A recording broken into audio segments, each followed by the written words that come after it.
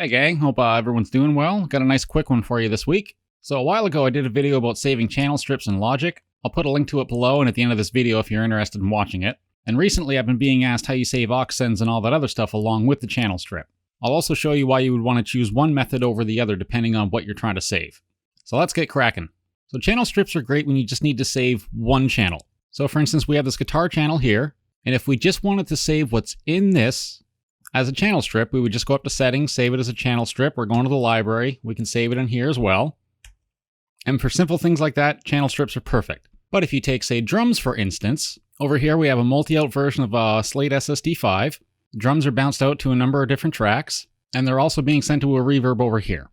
So if we play back just for a second, right, we got drums. So we've put in all this work, whatever, I just threw some plugins on, no big deal, just for the sake of the video. But let's say we've done all this work, we got the drums sounding exactly how we want them. So if we just save it as a regular channel strip, here's what's going to happen. We're going to select it, and you can just hit Y on your keyboard, it's going to open up the library, and we'll just save this. We'll just call it video drums, why not? We'll save that. Now, if we go to this MIDI track here, and now let's open this preset we just saved. We're going to go to user patches, hit video drums. It's going to load it. Now, if you notice, this is all we get. We don't get all the multi-out set up. We don't get all the other plugins and stuff set up. We just get this. So now, let's mute this. We'll drag this over.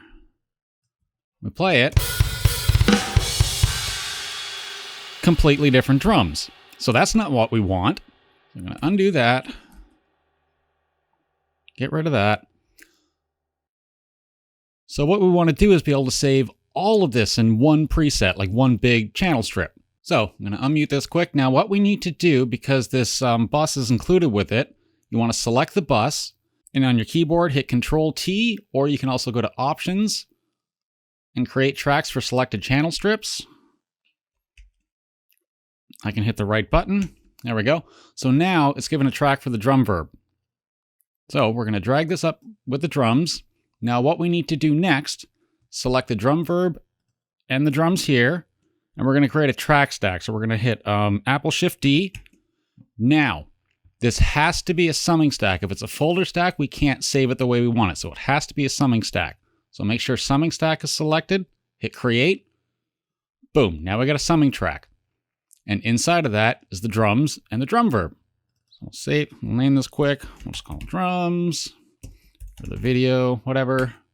Save that. Now, with this selected, where it says make sure you have, if I could put a sentence together, make sure that this is selected. Now we're going to save it.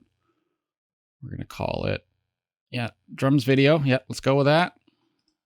Now, when we go back to this MIDI track, we're going to go back to user patches, drums video is what we called it. We're going to open it up. And now we hit this little disclosure triangle and everything is there. You can see here's the drum verb. Here's all the drums. Everything's there. And if we play that, I'll just drag that over here. There we go. There's everything saved. We can close that up. Now we can do the same thing with audio tracks as well. So if we take these two guitar tracks, let's do the same thing. Now they're both going to just delay. So let's select the delay. We need to get it onto the track. So we're going to group these together with the guitars. We're going to select the three of them. We're going to make another track stack. We're going to call this video guitars.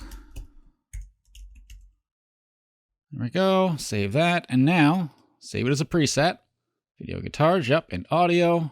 There we go. So now we're going to make a new track, new audio track. Now we go into the user patches again, select video guitars. It's going to load, open it up. There's our guitars. There's the delay we saved with it. Everything. Perfect. And that's pretty much the gist of it. So if you have a track and it's just, a simple track, you got some plugins on it, that's all you need to save. You don't need to save auxes, or it's not a multi-out instrument. You need to save all this other stuff. Saving it as a channel strip, that's the way you'd want to do it. But if it's more complicated, again, like a multi-out instrument, or you've got a few different tracks and they're being sent to buses, you want to save all of that as one package, then what you need to do again, save it as a summing stack, group everything together, save it, and that's all you have to do. So for the people who are asking about this, or anybody else who happens to stumble upon this video, I hope that answers the question. If you have any more questions, as always, feel free to leave a comment below. Or if you have any other questions, feel free to leave those below as well. That's it for me this week. As always, I've been Mr. Jeff. Thanks again for watching, and I'll see you guys in the next one. Take it easy.